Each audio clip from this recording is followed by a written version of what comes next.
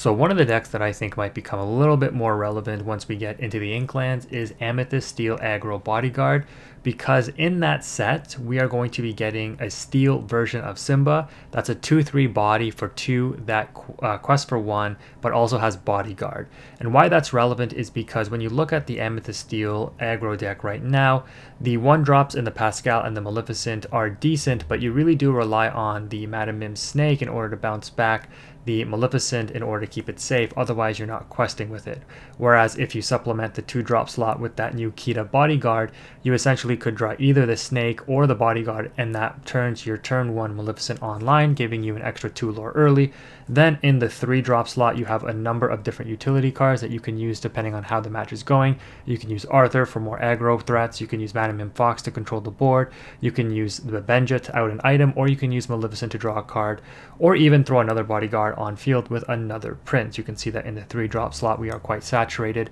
And what I found with this version, because you might be wondering, Quantum, I thought this deck is aggro, shouldn't you be running Pinocchios and the Huntsmans and things like that? And while you could go that route in testing, what I found is that you don't actually need that. I would much rather prefer running something that's a little bit safer and that's not so vulnerable to pinging damage. And with the Amethyst package of Merlin Goat and the bounce cards, you can easily stabilize and win the game in the mid/late game because you have those non-questing sources of gaining lore. You could also opt to incorporate Spellbook in this build if you want, but I just think it's a little slow and not necessarily needed. And then on the Bodyguard front right now, we are only opting for the Prince and Donald Duck, and you might be thinking, well, why not play Hercules? And the 3-drop Hercules from set 1 might be more relevant than the 2-drop one if we end up replacing the 2-drop Hercules with that new KIDA Bodyguard moving forward. And one of the reasons that I like Divine Hero in this build, again focusing a little bit less on the aggro strategy and more on the mid-range, is because if the game does end up getting a little prolonged, the Hercules Divine Hero is an excellent source of board control, because I think Zephyr demonstrated this the best with his Amber Steel Song build where he incorporated Divine Hero, because it's a card that can just deal with like Ursula and other big bodies like Elsa and things like that, where Steel Song traditionally had trouble outing those cards. And this deck is probably no different, right? You don't really have any other forms of removal except for challenging. Your hopes is that you put enough pressure on board that your opponent is the one reacting to you and they're not kind of running away with the game. And as they're trying to deal with your threats, once they drop their endgame threats like the Ursula and stuff, for say example on Ruby Amethyst, you can likely deal with it with a combination of Hercules and anything else that you might need. Now, of course, we also run a number of other cards to help stabilize the mid game, like Smash and Grab Your Swords, which can be sung by the Beast and Hercules, which especially is good on the Shift 4. But those are the only cards that sing Grab Your Swords. But establishing that Beast is such an insane powerhouse in this deck, because your opponent is so focused on outing your questing power, they usually won't have time to focus on the Beast. And so I've seen people sacrifice throwing their cards into Beast to ping damage on it because they need to deal with the Maleficent on board, or they need to Teeth and Ambition something else. And then of course you have additional draw power in Friends on the other side, one of the best actions in the game. So all in all, you can see that this deck is kind of well-rounded in theory, because you have like the Merlin Rabbit, the Friends on the other side, the Maleficent, the Beast Tragic Hero, a lot of draw engine. You can probably throw out a lot of different threats. The Arthur in and of itself is a huge threat that has to be dealt with. The Maleficent questing being protected by bodyguards is a threat that has to be dealt with. The Pascal evasive is hard to out unless they have non-challenging forms of removal. And then of course we all know how powerful the Merlin Mim bounce packages are. Couple that with the bodyguards, you can end up questing and protecting your stuff even if your bodyguards get outed, because you're likely drawing additional resources anyway. So even if you go negative on that card advantage, you can easily make that up with the draw. Now, the Donald Duck actually has some relevance in this build, in the fact that it also has evasive during your turn, which can come up. And, you might want to opt to play something like a Merlin Crab or something in this build if you can try to fit it in, because that allows your Donald Duck to be a 5/5 basically on your turn, which outs a lot of things like the Peter Pan Shadow, the Minnie Mouse Surfer, etc. But again, being on steel, you play Smash, so you can out Minnie Mouse Surfer that way. The other thing I'll say before we wrap up and go into some matches is you may also want to look at Tinkerbell Giant Fairy. Obviously, this is a very good card, but I just couldn't find a way to fit it into my list. And being so saturated in the 3-drop slot already, I really don't like playing the 6 Tinkerbell unless I play the small one, because you just get so much utility off that shift. But again, if you've ever played Steel, you know how important important that Shift Tinkerbell into Grab Your Swords can be. It's literally a board wipe early on. So yeah, take that into consideration, but let's go ahead and take a look at some matches. So to start things off, we're going to go up against a Ruby Amethyst build here. We are going second, and you can see that our hand is usually going to be pretty nice with Inkables. Because overall I didn't cover it in the decklist portion, but we only play like I think 14 on Inkables, which is pretty good.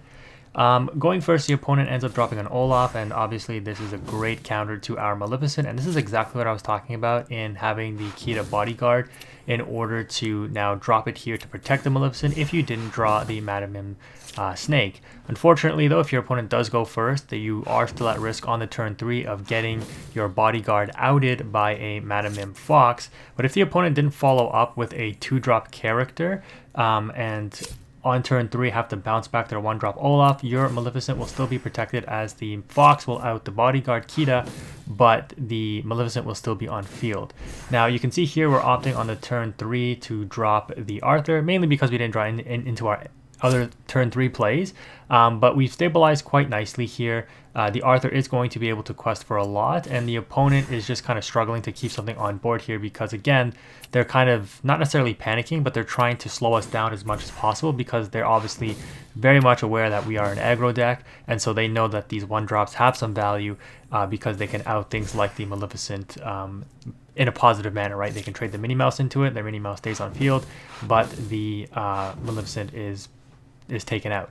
The opponent opts to use Minnie Mouse with Teeth and Ambitions to take out my Arthur, and you can just see how much negative card advantage the opponent has to generate, or is generating, I should say, just to deal with my aggro threats. And this is what I was talking about in the decklist portion, where I say this version, in my opinion, is a little bit more resilient. Even though we went second and we didn't have control of the tempo of the match, the opponent was just forced to react to our aggro threats, and now we have tempo, we have card draw, and we still have aggro pressure on board being ahead in the lore. Now that I've quested with my Maleficent, I can protect it with a bodyguard, and you know, a little bit of a misplay here questing with the beast because obviously the opponent being on turn 5 or 6, they could drop a Maui here, and that's exactly what they do. But just like I talked about in the beginning, the opponent has a tough choice to make. Do I out the 1/1 questing Maleficent and keep my rabbit on board, or do I just suicide the rabbit in order to just put damage on the beast and prevent the draw? But then I still have 4 questing pressure on board with the beast and the Maleficent, so the opponent is in a really tough spot.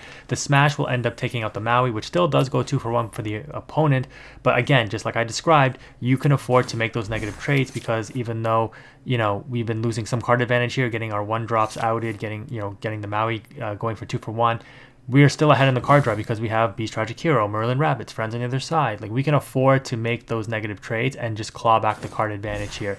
Now, on this play, the opponent opts to play a goat, and if they ink here, I'm pretty sure they're going to be setting up for a Be Prepared play because they just need to deal with this Beast Tragic Hero and this Merlin Rabbit. And again, you can just see how much pressure we're putting on board. So I don't overextend here because clearly they would have Mim Fox back the Rabbit if they had if they did not have a Be Prepared so that they can start generating card draw. But even that play is going to be a little too slow, so the opponent is essentially forced to wipe the board, and at least they get some advantage off of their Rabbit and their Goat, but you can see here that it's just not enough, and we still draw off of our Rabbit. It's 2 cards to like 6. We have control. We're establishing the board because the opponent kind of spent their tempo on their turn dropping that Be Prepared. And just in case the opponent has another Be Prepared, we're just setting up a very simple board. They have to deal with this Maleficent. We still have Goat to close out the game, and this is exactly what I was talking about, saying that like in the mid/end game, you don't need to quest, so you don't need to put a lot of pressure on those with those Pinocchios that are much more vulnerable for the cost. Like being a 2-costing uninkable character, that's a 1/1. If that gets Teeth and Ambition, that puts you so far behind, right? Whereas with this version, look at the stabilization we have. The opponent needs another Be Prepared. Even if they have a Be Prepared, we have additional follow-up with the Beast and the Prince for even more questing pressure. The opponent can't deal with our board fast enough, and they're just going to end up scooping it up. And that's the power of, what is it? Steel Amethyst aggro? Let's go on to the next match. Yeah, I'm so used to saying Ruby Amethyst that I totally forgot we're playing Steel, but I really do like Steel as a color. I think it's definitely one of the best colors in the game. Obviously, you know, Ruby and Steel, the only 2 colors that really have strong removal, and so whenever you're pairing one of those colors with something else, the deck is likely going to still be strong. So in this matchup here, we go second once again against a hybrid discard I don't want to call it aggro, but like removal deck. I really do like this color combination. I think it's going to get better with Into the Inklands. But you can see here we're struggling with exactly what I said in the 2-drop slot. We don't have anything to protect our Maleficent. So if we had a KIDA Bodyguard here, we could have quested with the Maleficent and got the extra 2 lore. Whereas now we have to wait until turn 3 where we have to drop the Prince Bodyguard in order to protect Maleficent. And even that isn't going to be enough because the opponent makes a really slick play here in using Bounce on the Cheshire Cat in order to get rid of the Bodyguard, which will now allow the Flynn Rider to take out my Maleficent. And oh my goodness, I just lost all tempo, right? Well, not necessarily, because while I really did like this Bounce card, you can see how much card advantage the opponent lost, and all they ended up with was a Flynn Rider on board. They do have 4 lore though, and we'll see what they can do to kind of claw back advantage. So yeah, this is like a hybrid discard, and I'm just going to be like, okay, sure, I have the Grab Your Swords, and I have Beast Tragic Hero, and I have Friends on the other side, which is another nice perk of this deck, is that being aggro, you can either like drop your whole hand usually, or you can just maintain card advantage with all the draw spells that you have, because you have literally the best draw engines in the game in this deck, in the Beast Tragic Hero and the Merlin Mim / Friends on the other side. It's absolutely crazy. So yeah, you're going to see us just cycle our cards here and protect them. And the opponent isn't that far ahead for being able to drop a Lucifer. They are going to be able to quest for a lot if they choose to, but they opt not to with the Lucifer because they don't want to negatively trade it into the Mim Snake. And they're probably waiting for a Bippity Boppity Boo so that they can get extra utility off of this Lucifer here. But the mini Surfer is a bit of a problem since we lost our smash to that Lucifer. So we're going to opt to set up a Beast Tragic Hero here for draw, because on this color combination we know the opponent is likely not on pinging damage. I don't think this build would likely play Teeth and Ambitions, but they do establish a Prince John and then play a Sudden Chill. And now it's 3 cards to 3. The opponent does have 3 characters on board and 9 lore, but we saved that Grab Your Swords to sing with the Beast Tragic Hero, and that takes out 2 of their threats, which is huge for us. We're going to hard cast the Friends, and we're going to put the opponent on. If you want to deal with this beast, you got to crash your Minnie Mouse into it. Otherwise, I'm going to continue to outdraw you. We start going wide on the board, knowing that the opponent needs to be prepared if they even play that in order to deal with our board. And I'm just going to go ahead and pass. The opponent draws, realizes there's nothing they can do, and they just end up scooping it up. So we're going to move into the final clip of this video here. We're going to mulligan away 2 of our duplicates and draw into a Friends and a Hercules. And once again, just like I mentioned earlier, we have a turn 1 Maleficent, but if the opponent drops a 1-drop here, because we have no Mim Snake and our 2-drop is a Hercules instead of a KIDA Bodyguard, we're not going to be able to quest with this Maleficent this next turn here, so we just have to play out the Hercules and pass. Now this would not be a problem if our 1-drop was the Pascal, because the Pascal would have evasive since we drop Hercules, but with the Maleficent, there's not much we can do and we lose out on getting 2 lore early on.